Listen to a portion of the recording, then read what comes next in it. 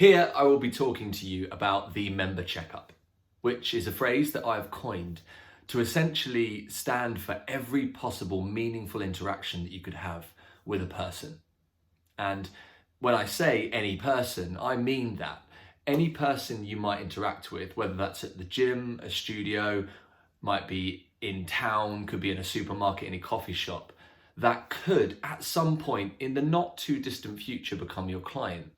We're going to record and begin to classify that interaction as a step towards them becoming your client, or at least possibly becoming your client. Now, the actual phrase check itself gives us a guideline as to what we're looking to achieve in a member checkup or this meaningful interaction.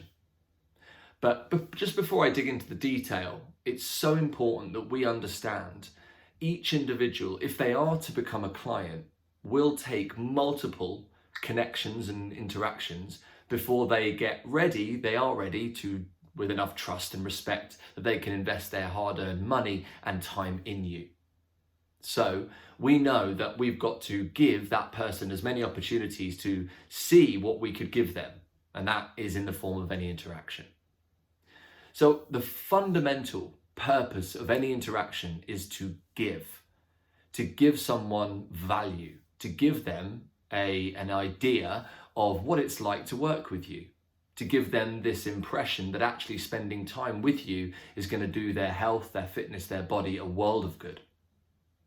But if we look at the word check, and treat that as an acronym, I've got 5 words here that are going to help guide you as to how to think about interacting with people and what your main objectives should be.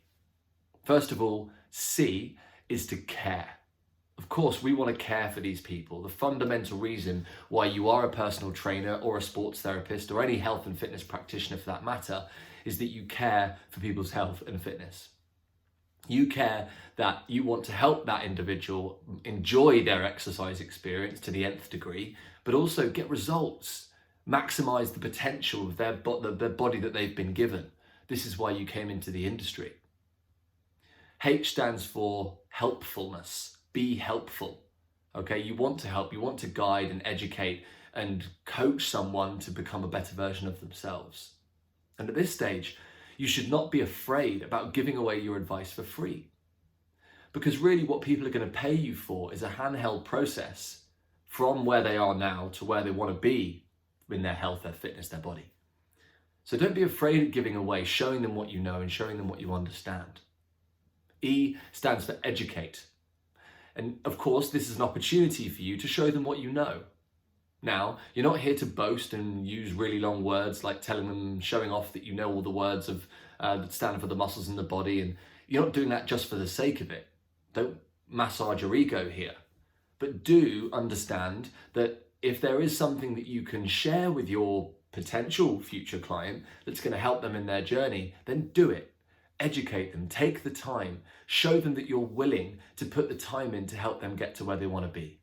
And don't be afraid about holding it back and forcing them to pay for half of the information at this stage anyway.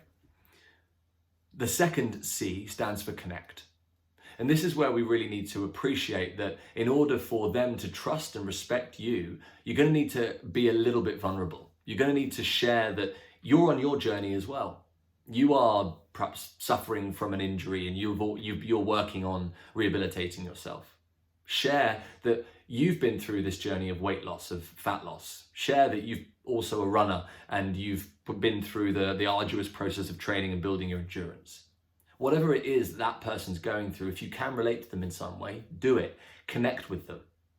Connect with them in worlds and realms outside of the gym and fitness as well. Of course, it helps to show that you're a person, you're a human, that it is easy to talk to and connect with. That is really key. And finally, K stands for be kind. Being kind, obviously, is always the right thing to do. Show sympathy where you can. Show sympathy and show empathy where you can. And always try to listen and understand, give them the time to understand, or give them the time rather to show you that you understand and want to understand where they're coming from without immediately trying to jump to a conclusion. Just be kind, do the right thing. Now, if we can follow that model, we want to care, be helpful, educate, connect with them, and be kind. And if we can take these meaningful interactions and take that as our direction, our guideline, then we're going to be in an awesome place to build a relationship with this person. Now, the second part, a potential part of any interaction, is that you might ask to show this person something further, and maybe give them an idea as to what you might do should you work together. However, one of the important things here is to understand that in every interaction, you shouldn't be selling something. You need to use these interactions to build trust and respect that connection, so that you can begin to ask them more questions about their journey, where they're at and where they're going. Because at this stage, you need to be investigative. You need to build a picture. And that picture is going to be based on the bridge model, which I cover in other videos and other podcasts. But if you can use this interaction to get to a point when you can start collecting information about this individual, then eventually you're going to get to a point where you know what their goal is, or perhaps what their problems and issues are in their body. And from there, you can start to conjure up a plan of how you might help that person move from A to B. And that is the second part of this interaction that I want you to think about, that if you are building this picture, then this is a good interaction if you're getting information. But if you're the one talking all the time, you're not going to be collecting the information you need. But always know that you should not be moving on to the upsell part of this interaction until you fully gathered all the information necessary. And I think we know that. I think we know that when we don't have quite a clear plan and a picture in our head as to what this person wants and why they want it and where they want to be and where they are now, that when we try and sell our services, it comes out muddled, it comes out messy, and it's not smooth.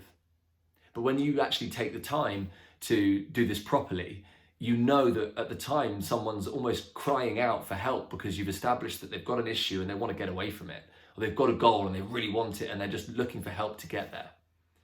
And it's when you reach that point that is the time to actually upsell your services, which I cover in other videos, in other lessons. So I want you to think about this interaction, because ultimately these are the lifeblood of your business. These conversations, these interactions are absolutely crucial. And you will speak to so many, or you will see opportunities every day, all day long. And the more of these you do, the busier your business is going to be, the busier your diary is going to be, and the more sought after you're going to be. But it's putting in the time and focusing on people. This is a people business, and interactions are the lifeblood.